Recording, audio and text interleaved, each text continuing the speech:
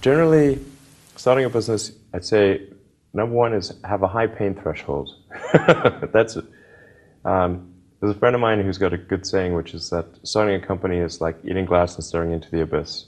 Okay, that's generally what happens because when you first start a company, there's lots of optimism and things are great, and then so happiness at first is high.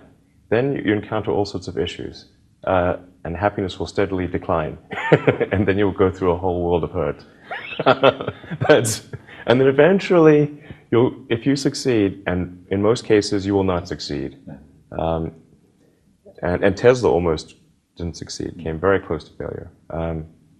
Then if you succeed, then after a long time you will finally get back to happiness. I think too is you've got to make sure that whatever you're doing is a great product or service. It has to be really great. And I go back to what I was saying earlier, where if you're a new company, I mean, unless it's like some new industry or new market that, if it's an untapped market, then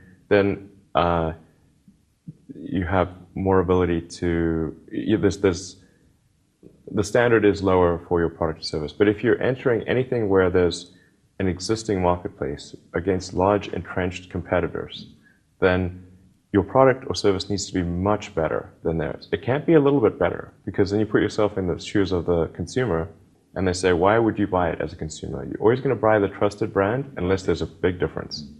So a lot of times, entrepreneur will come up with something which is only slightly better.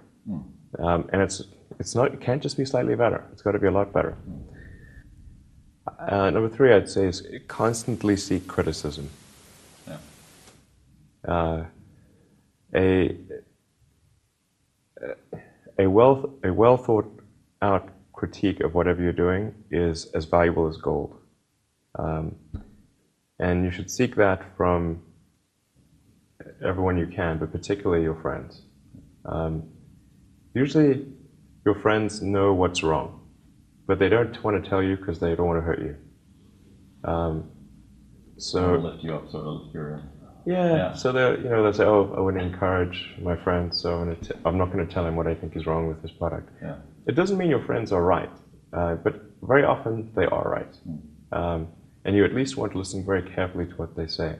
And to everyone, if you're looking for, basically, you should take the approach that you're wrong.